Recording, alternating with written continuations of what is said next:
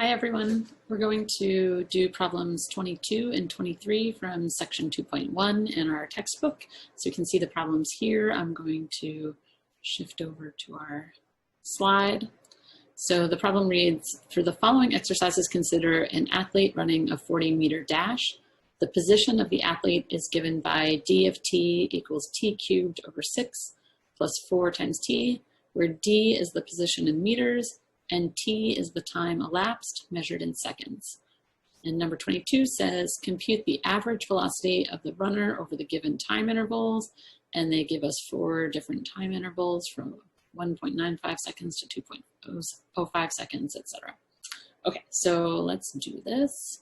We're going to just compute the average velocity. So we're going to use the, this is 22a.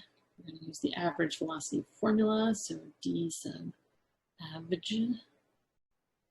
And that formula, if you remember, is d of t minus d of a divided by t minus a. And then those t and a values are the 2 different endpoints of our time intervals, and then we'll plug them into the formula d of t up here to get the y values on the top. You can choose either endpoint, 2.05 and 1.95 for the t or the a. Just make sure that you plug the numbers in the same order in the numerator as you do for the denominator. So I like to choose the bigger number for t, so at least the numerator is the denominator is a positive value. So let's plug those numbers in, and let's make this formula up here. So this is equal to, so we're going to plug in 2.05, so big parentheses, 2.05 cubed divided by 6 plus 4 times 2.05 and then minus space parentheses 1.95 cubed divided by 6 plus 4 times 1.95 parentheses all divided by 2.05 minus 1.95. Right, so here we're using the formula up here to plug in our 2.05 to get d of t and 1.95 to get d of a and subtracting them. Okay, I don't want to do all this arithmetic, so I pulled up our handy dandy Wolfram Alpha and I plugged in the formula. You have to be really careful about your parentheses, but they give you this nice preview so you can check that you did it correctly. I hope I did it correctly. And they told us the answer is 6.0004 approximately. So coming back over here, we get that this d sub average for part A is approximately 6.0004. So squiggly equal sign for approximately. Okay, and now we're just going to do the same things for part B, C, and D. So part B, we're going to get a little closer to 2. So let's go to our next slide. So for part 22B, again, we're computing the average velocity, d sub average, and maybe I'll put a little b in the superscript so that we remember doing part B. It's a different problem from part A. And we want d of 2.005 minus d of 1.995 divided by 2.005 minus 1.995. And the nice thing about Wolfram Alpha is it already has this whole formula for us, so we can just stick in some extra zeros, and extra 9s, and an extra 0, and an extra 9, and it's already previewing the answer, but we'll hit equals just to save it. And now we're getting closer to 6. So this is 6.00004. So going back to our preview, this is approximately 6.000. I think of 5 zeros. Right? 1, 2, 3, 4, 5. Yes. Okay. And then 22C. Stick in another 9, another 0, we do the same thing. So this is 22C.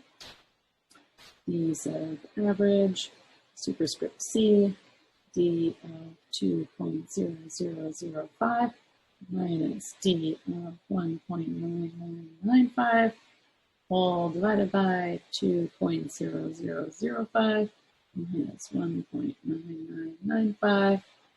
And oops, we'll again go to from alpha to get our answer. So we'll plug in extra zeros, and extra nines. We're getting really close to 2.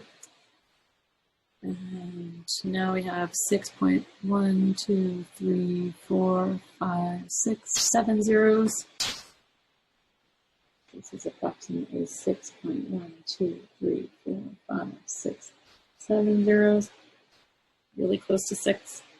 Okay, let's go one more slide, and we have this part D is 2 and 2 how many? 4 zeros and 1.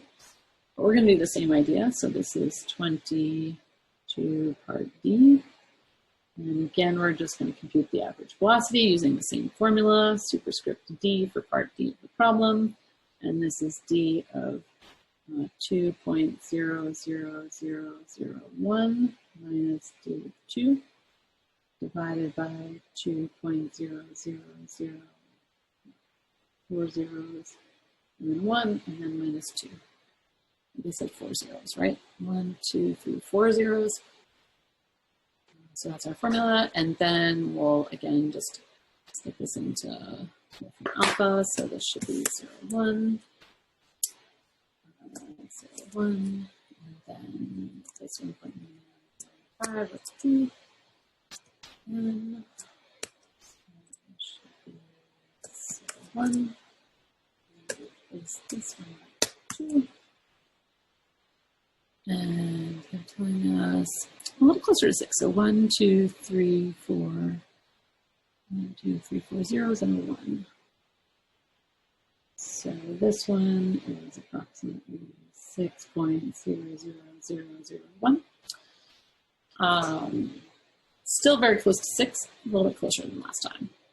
Okay, and then back to our slide here. So it says use the preceding exercise to guess the instantaneous velocity of the runner at t equals 2 seconds. So this process does not give us a for sure answer. It just gives us some information that we can use to guess. But based on our answers, they're all really close to 6. So I'm going to guess 6, right? So it wants to know the instantaneous velocity of the runner at t equals 2 seconds. And the instantaneous velocity, again, right, comes from this average velocity, or is related to this average velocity. And in this formula, we can see the units. So that at the velocity, both average and instantaneous, have the same units. The units on the top are the distance, which is in meters.